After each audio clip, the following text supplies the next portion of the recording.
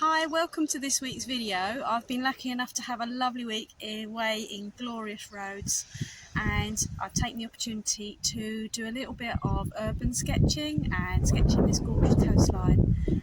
So I want to show you what sketches I've done and talk you through a little bit about a few things I've learnt on the way. I hope you enjoy it.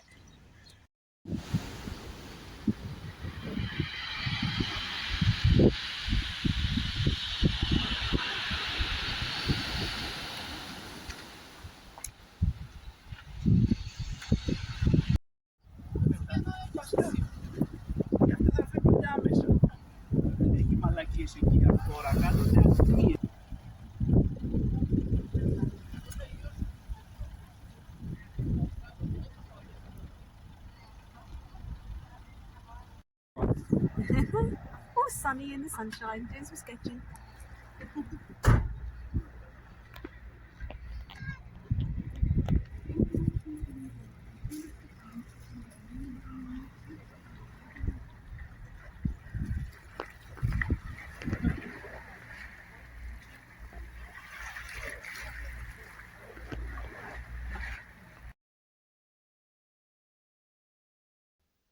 So I thought I'd show you what I packed to take away with me on my holiday. My plan was to use watercolours, so I've got a little travel kit from Dale Brownie that I've had for years and years and years. It's a bit tricky to open. Is it going to open? It's a funny old clasp on it. So as you can see, it's very well loved. A few basic colours, and what was nice about this was it encouraged me to do some colour mixing, which I learnt lots from, so it was really handy because I didn't quite have the right colours for what I was painting. So yeah, handy little set with a fine brush. What else did I say? Obviously a sketchbook. This is a Seawhite of Brighton sketchbook. I started a new one for the occasion. I did also take a couple of A5 sketchbooks with me, one with cartridge paper and one with watercolour paper, but I didn't end up ever using them, so I think in future I would just stick to the one, and because I'm using watercolour it's going to dry quickly anyway, especially if you're in a lovely country like Rhodes with lots of sunshine. So I had a couple of pencil cases, mainly because I didn't have one big enough to fit in, so I might look to see if I can find something a bit more suitable. So let's tip this out and so you can see what I've got. My pencils are brand new, so they still don't quite fit into the pencil case. They're a little bit too long. So let's sort this out. So I had a couple of water brushes, and I mainly took two. They happened to be different tips, but it wasn't for that reason. It was so that if I was out and about and I didn't have water, that I had plenty of water with me. So that was the reason for taking two. Brushes wise, I knew I had the little one. Oops, I've just cracked that. Bit of sellotape needed there. I knew I had the brush in there, so I just took a large flat brush and a nice big loose brush, and they did me a treat. I more used those than I did the fine one, to be honest, because it helped keep me quite loose. So pen wise, there was one other pen I took that I think I've already taken out. I took two different sizes of these. This is the fine one, which I ended up using. This is a permanent pen, so the watercolour won't run, and I also had one which had more of a bullet tip to it, but as I say, I didn't end up using that. And I also took my Micron just as a backup really, and that says it pretty much does the same job. It's permanent, so the watercolour won't run. I did also take my fountain pen. Now this has got water soluble ink in it, so if I wanted to do some outlines where I could drag the ink rather than using colour, there was that option as well. I had just an ordinary pencil, obviously a pencil sharpener and rubber, and a little bag for the pencil shavings for either this or the pencils in general. So I had everything with me. And then, as you can see, I took a selection of Inktense pencils. Now when I packed, I literally packed just before I went. Oh, I've got a different one in there. That was that's a wash Derwent Sketching dark wash pen, where again the ink runs. I need to resharpen that, I broke the tip. So if you lay it down and then go over water, it actually moves, and I did use that one. Now I picked out what I thought was a good selection of pencils, but I learnt two things. One was, next time, don't grab them in a hurry. Actually think about where you're going, what sort of things you're going to be painting. So for example, I was doing a lot of medieval stonework, and these colours were not necessarily suitable for that. They were a little bit too yellow. I could have done with some more neutral tones. And the greens that I got, I found I'd got quite similar tones, even though the ends looked different. Actually the tones were quite similar, so I could have done with a bigger mix there. So what I would do next time is actually spend a little bit more time making sure I had a mixed selection, but also I would do a colour swatch to take with me, so that I had it in my pencil case so I could quickly see at a glance what colours I had with me. So that's really the biggest lesson that I've learned. So just hopping back on, because there's one thing I forgot to mention. The only thing I wish that I had taken with me was clips. Particularly if you are sketching in outside in the weather with the wind, these would have been really helpful. So some sort of clips, I might even put a few paper clips in as well, just to sort of keep my sketchbook pages open.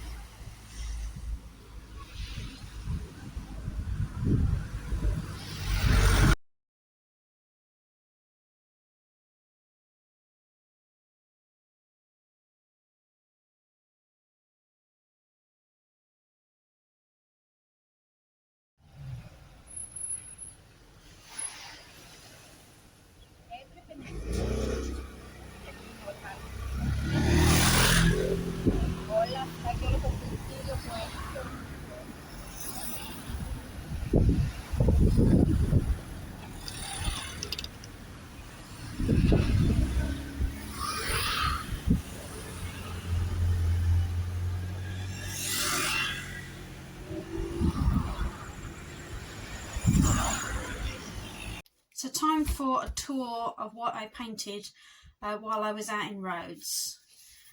I was very impressed with my sketchbook. It's nice thick watercolour paper. This is a seawhite travel sketchbook, A6 in size. Slightly sort of ivory creamy paper. Really nice to use. Took a lot of water, really good. So I wanted to do some seascapes, because the colours of the sea was just so beautiful against the blue skies, so really drew me to it. And I wanted to do nice quick loose sketches, and I wanted to use pen and ink rather than going in and drawing with pencil. I wanted to be brave. Now on this first one I did actually start with my wash pencil, because I was just building up my confidence.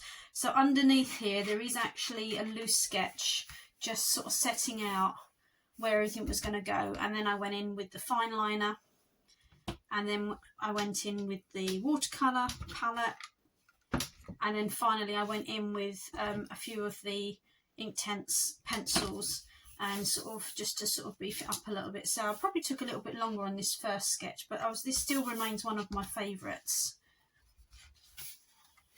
We walked further along the beach, and it was a really, really windy day.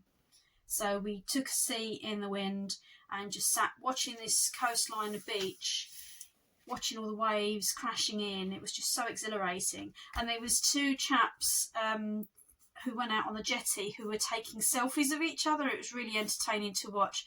them getting almost blown over and falling over, and they were jumping about, and it was really funny. So that is my two little guys there. But again, keeping really loose, keeping all the detail very, very sparse, so it just sort of captures the feel of it. So next, this is the same lighthouse here that I painted here. So this is looking from the other side, and these little windmills just really caught my eye, and I loved all the detail on them, and this was all by the harbour with all the boats.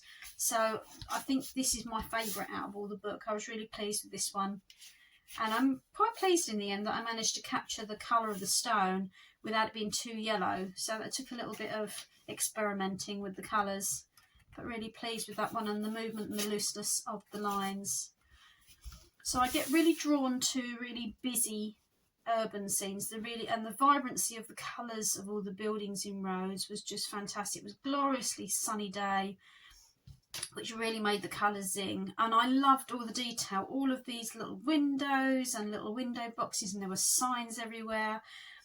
So I didn't want to be put off and chicken out on doing challenging things. So one of the things I wanted to do in this book was really challenge myself, regardless of how good or bad the sketches came out. I was pleased with this in the end. Now, one of the biggest things that I learned through doing this is the first time really I've done anything like this on this level. I've done an odd couple of sketches before, but learning how to edit as I go. Now, I've watched lots of YouTube videos of fantastic artists who do urban sketching and landscape sketching all the time, and about how they capture the essence of it, and it doesn't need to be, it's not a photograph, it doesn't need to be perfect. And if things start going out, that if you was to compare this to the photograph of the scene, I'm sure that there's elements of this that it should have an extra window in here, or this perhaps should be slightly higher, but when you've got your sketch in front of you, quite frankly I can't remember now what details there were that I didn't do according to exactly as I saw. I just wanted to capture the essence of it, all these different levels of the windows and the greenery. So yeah, I was quite pleased with how that one came out. And again with this one, this is the fountain in the main square.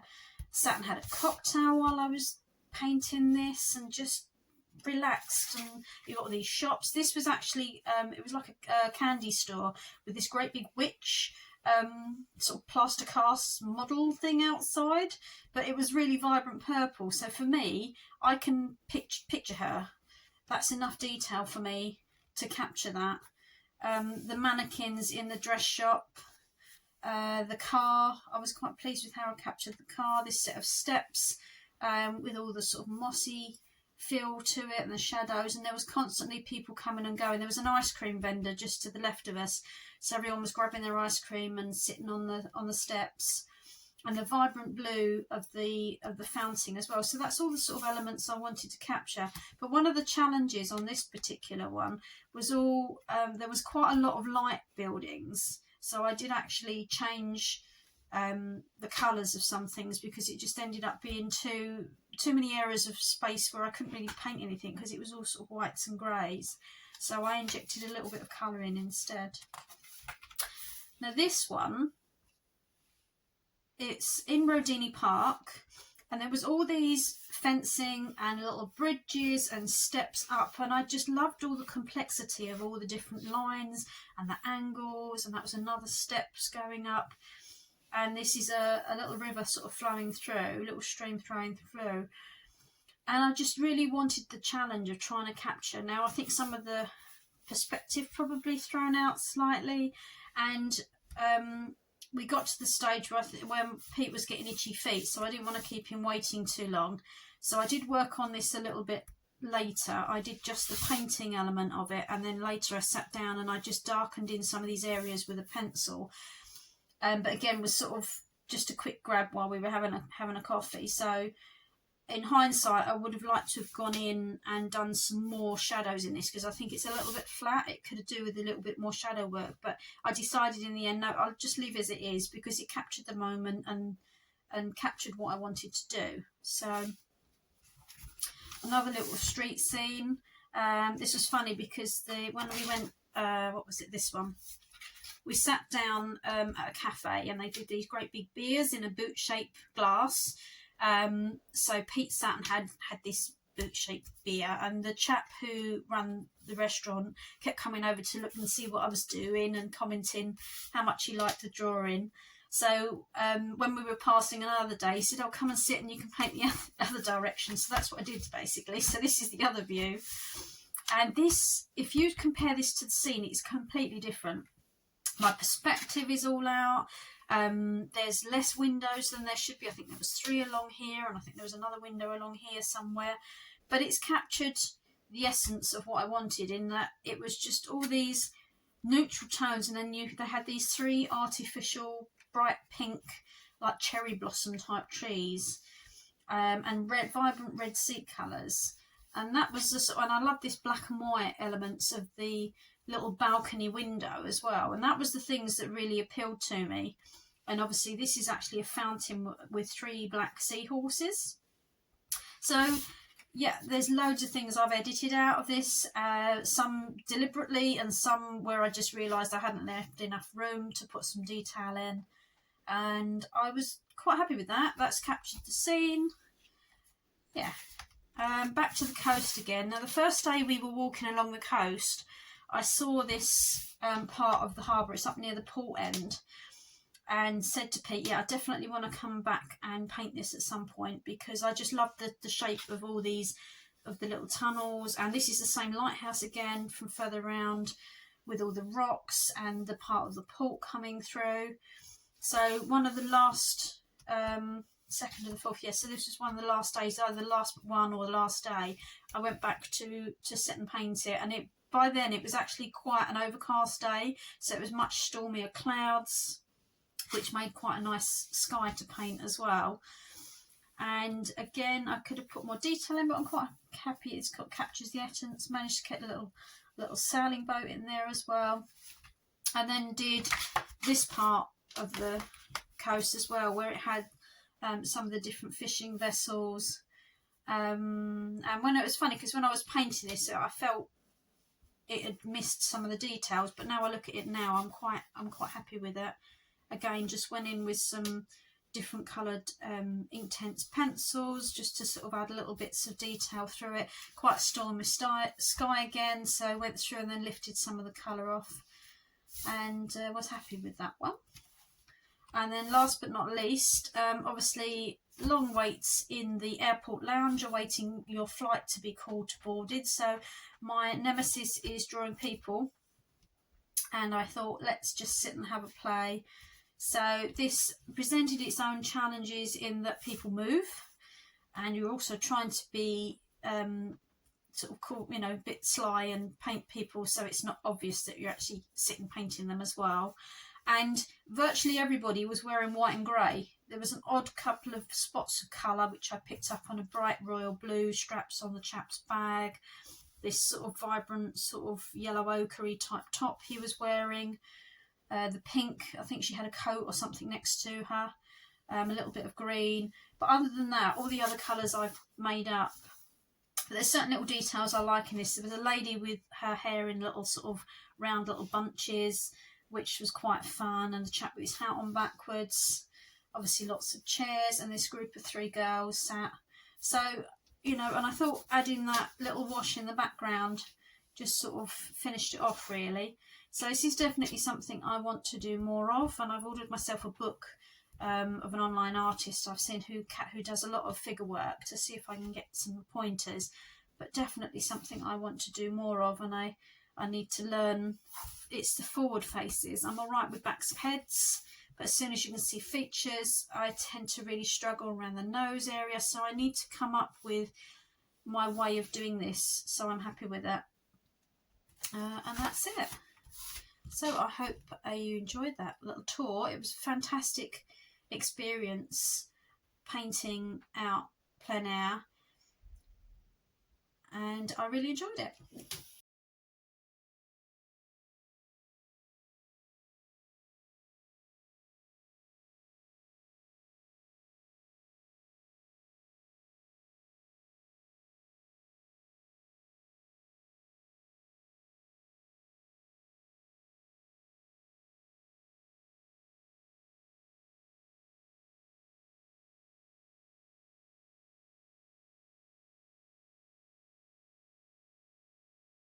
Okay, so here are my tips.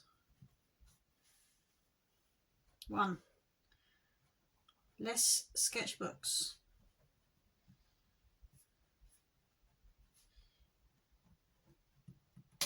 What do I actually need? I ended up just using the one sketchbook, so I didn't need to cart around the other 2 A5 sketchbooks. So next time I think I might just take that to 2, the 1 A6 and 1 A5 sketchbook.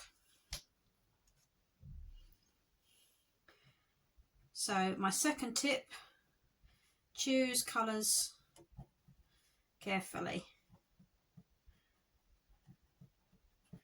Think about what you're going to be painting, where you're going to be going. Are you going to be doing mainly buildings? Are you going to be doing seascapes? Are you going to be doing landscapes? And make sure you've got a selection of colours that suit that colour palette. Obviously you want a little bit of a mix of some bright colours, but you want to make sure that you've also got some options. So if you're going somewhere and you're painting mainly city scenes, then think of all your brickwork colours. Make a colour swatch so that you can quickly grab that out and see what colours you've got with you. So if you have got a limited palette, which sometimes can be good in that you have a challenge to capture a scene in colours that aren't necessarily matching what you're seeing, but if you've got a colour swatch you can quickly look out, and rather than sort of searching through, and on a few occasions I was a bit surprised that the end of the coloured pencil didn't necessarily match the colour that came out, so it eliminates those surprises of putting a colour down that's completely not what you expect. And number 4, most importantly, edit as you go. So don't be afraid, you are making it your own, so don't be afraid at all to edit details out. If you can see 3 windows but you can only fit in 2, then that's perfectly all right. Nobody else would ever know that there should have been 3 windows. You capture the details that you want to capture. So it's perfectly all right to go in, and by working in a fine liner means you have to make bold decisions. Yeah, you can sort of move lines around a little bit with some scenes, but sometimes once you've got a line down, you've got a line down, and that is quite a good thing to do because you then have to work with it. So if you put a line in the wrong place, you just have to go with the flow, but it's great fun. So I hope you've enjoyed this week's video. I shall be back soon with another one.